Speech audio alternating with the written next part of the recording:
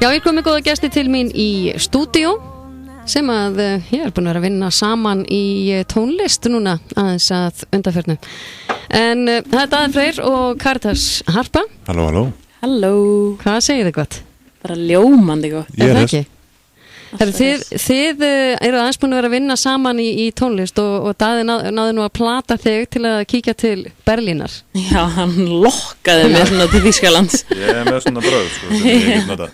Nei, já, þessi hugmynd kom upp svona í kjölfar alls þess sem hefur gerst á þessu ári og ég skellti mig til Berlínar í byrjun maí og við vorum þar eitthvað svona grúska í tónlist og mjög skemmtilegt. Já, þið eru ekkert að hittast næst í fyrsta skipti og byrja að vinna eitthvað saman, ekki þannig. Við unnum nú fyrst saman að skólablaði FSU 2009 meira svo þetta. Já, ég held að það verið 2009. Ég ætlar að vera að segja það í dag. 2009, já, þá vorum við saman í ritraði í NFSU.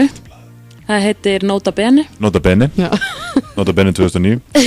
Mjög gott það. Held það, já, mér er svo fullt ekstra upp á lofti, ég þarf að finna það og leka því út. Já, hvernig verður það? Gara gamla myndir á okkur í framhaldsskóla. Nákvæmlega. En þið náttúrulega bæði sunnlendingar og hérna voru í skóla hér og allt þar fram til göttunum en þið eru búin að vera bæði náttúrulega svolítið í kringum tónlist núna og þú Karitas varst náttúrulega síðslega vetur mjög áberandi í Voice hérna á Íslandi og sigraðir þá keppni.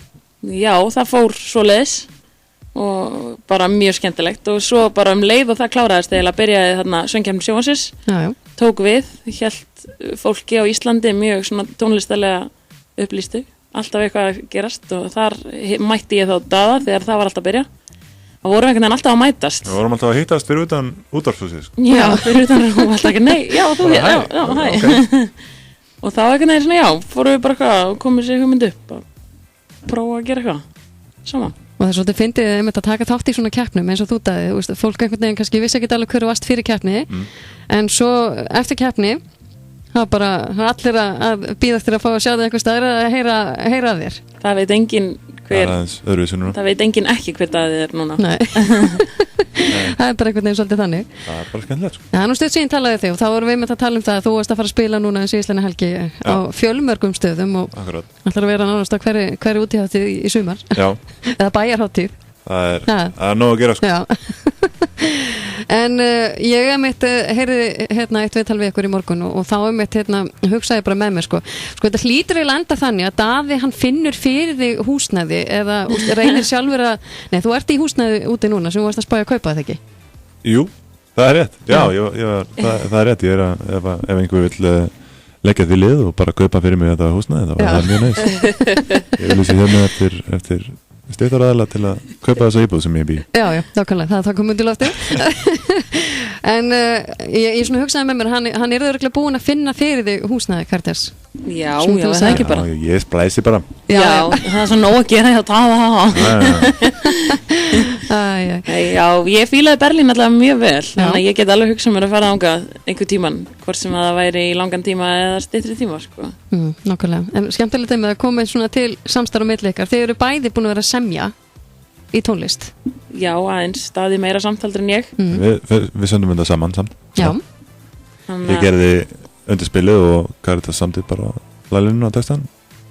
Alltaf ekki við þetta. Gott samstarf. Ég held að það hefur verið smábúndur sem hún hjálpaði mig með. Já, við vorum svolítið saman í þessu sko.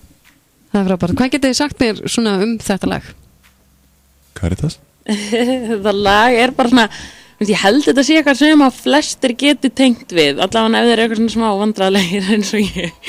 Þetta er bara svona stelpa að fara enn eitt kvöld, eins og lagi heitir, eitthvað svona út með vinnu sínum og kíkja út og bara eitthvað enn eitt kvöld í bara gátt í áminu og svo sér hún eitthvað sætan strák og veit ekki alveg hvernig hann á að svona, hvað segir maður? Ég segi bara approacha, það er náttúrulega ekki með góð íslenska. Nálgast. Hvernig best sé að nálgast það og hún er eitthvað svona feimið við það og segir eitthvað vandræðalegt og já, og þetta er svona bara byrjunin á svo erum við með fleiri lög sem að fylgja eftir þannig að þetta er svona byrjunin á sögunni. Já, þetta verða eins og þetta er núna 3 lög sem er svona saga frá þessu kvöldið sem er laugardagskvöldið og síðan er næsta lag á sunnudagurinn og síðan lagið eftir það væri mánudagurinn og svona hvernig það þróast kemur setna í ljós. Já, þannig að þetta svona, það framhald á þessu samstarfi. Já. Æðislegt, gaman að heyra. Það virkilega gaman að fá okkur í heimsókn og ég bara gerir ráð fyrir því að þú sést bara farin að undirbúa það að hún sé að fara að flytja út til þín. Það er komin reminder í Facebook samtalið okkar sko. Nákvæmlega 8. ágúst segi það, sá reminder að hana og hún er attending svo að ég Já, þannig að þetta er bara spennandi. Þú veist að það var bara Karitas að búa okkar þetta. Það er gaman að fá okkur í heimsókn. Takk fyrir okkur. Takk fyrir okkur.